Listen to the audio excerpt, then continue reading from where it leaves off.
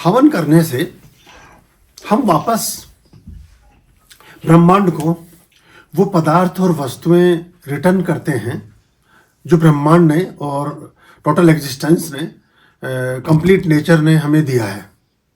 तो एक तो इसमें ग्रेटिट्यूड बहुत बढ़ जाता है। दूसरा, आप प्रकृति को संवारने में, सुधारने में, बढ़ाने में अपना एक योगदान देते हैं। तीसरी बात, आपका जो बॉडी का सिस्टम है वो हमारा स्पर्श का है, सुगंध का है, अनुभूति का है, द्रव्य का है और प्राणवायु का है। इन विधियों से हम उसके जो उसकी ब्यूटिफिकेशन है, जो उसका पुण्य है, जो उसका एक एलिमेंट है, उसको भी इनहेल करते हैं तो हम निरोगी भी होते हैं।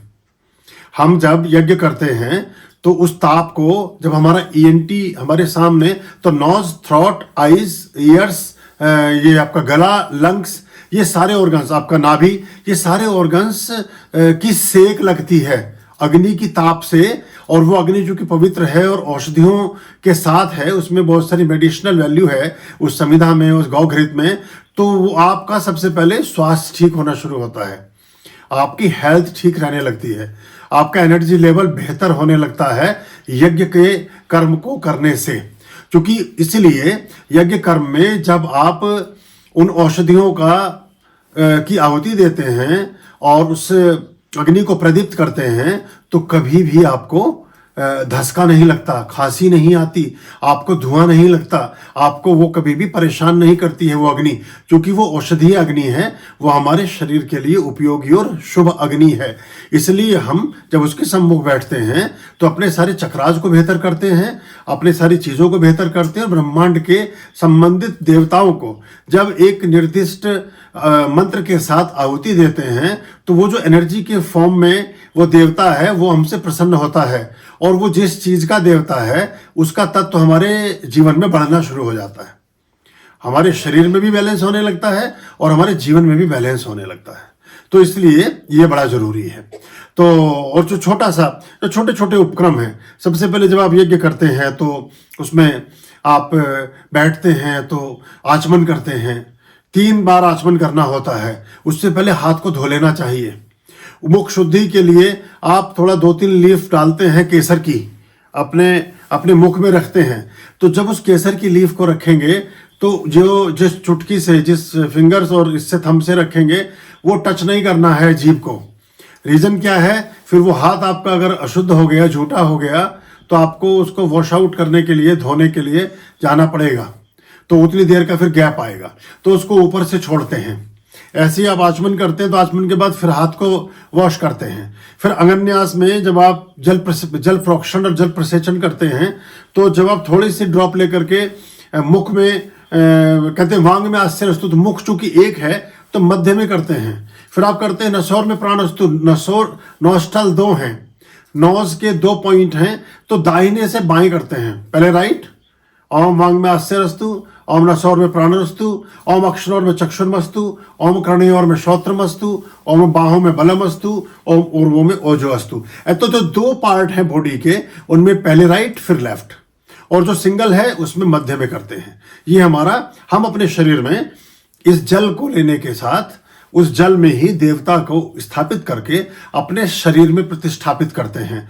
और जिन चीजों को हम शुद्ध और परिमार्जित करते हैं, प्यूरिफिकेशन करते हैं, उसको अपलिफ्ट करते हैं, उसकी एनर्जी को, वो अंग हमारा ठीक होता जाता है।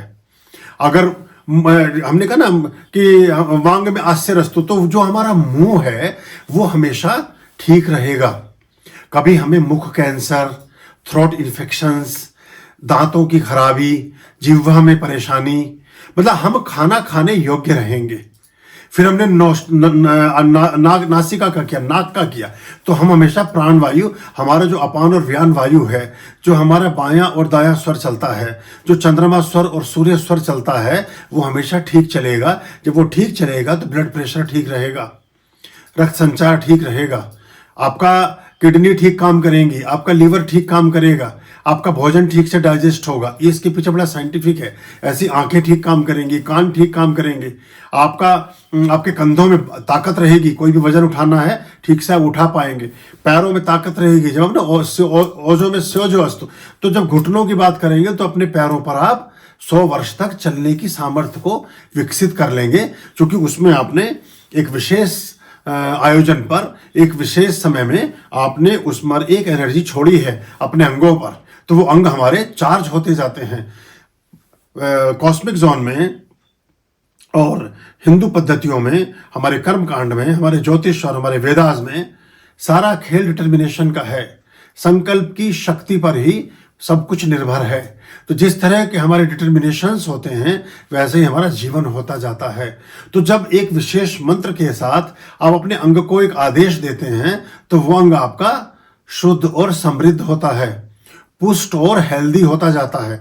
ये छोटे छोटे आयाम हैं। हम सोचते हैं हम ये क्यों करें, या इसके करे बिना भी हम कर सकते हैं क्या, उस नजरिए से मैंने ये बातें बताई कि हम इसको छोड़ दें तो ये कर लें। तो पूरे क्रम से करिए, हमेशा संकल्प भी करिए, आचमन भी करिए, अंगन्यास भी करिए, विनियोग भी करिए, सारी चीजें करके फिर आप अग्निहोत्र को करिए, तो फिर वो अच्छा रहेगा।